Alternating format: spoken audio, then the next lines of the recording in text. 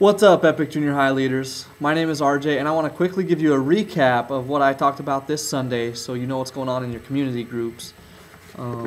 Basically, I talked about repairing the house. I finished up our Extreme Home Makeover series, and I talked about forgiveness. And if we hold on to unforgiveness, the only person it truly hurts is ourselves. And I talked about this leaky roof that I have in my apartment, that there's this drip that just comes down and bothers me like crazy. But the only person that drip is bothering is me. No one else in the world knows about it. It's not kept anyone else up at night but me. And unforgiveness really is the same way, that if we hold on to unforgiveness, the only person it truly is hurting is ourselves. And so I just looked at, real quick, two relationships that are repaired when we choose to forgive. The first relationship that's repaired when we choose to forgive is our relationship with our family. And Joseph was a guy in the Bible who had brothers who hated him. His brothers betrayed him, sold him into slavery.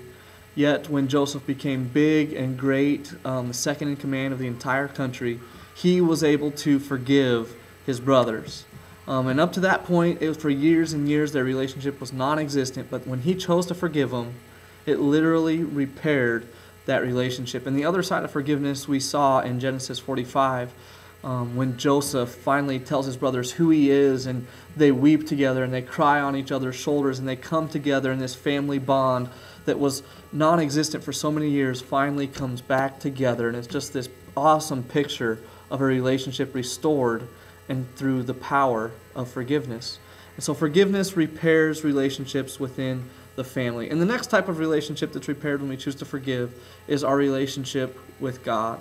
And really the big verse that I talked about was in Matthew 6:14 and 15 that says basically that if we forgive others, we'll be forgiven. But if we do not forgive others, then God cannot forgive us. And so that's why when we choose to forgive, really what we're doing is we're repairing our relationship with God, because unless we forgive others, God cannot forgive us. In fact, forgiveness is so huge that God actually died for it. And while he was on the cross in the middle of being murdered, he actually said, the first words he said there were, "Father, forgive them." So he demonstrated to us kind of forgiveness and how awesome and how powerful forgiveness is. And really that's just why we need to forgive, because it repairs, it draws us back to God. And here's an easy way to that will sum up the night in just one sentence. If you remember this, that unforgiveness is like drinking a poison and expecting somebody else to die.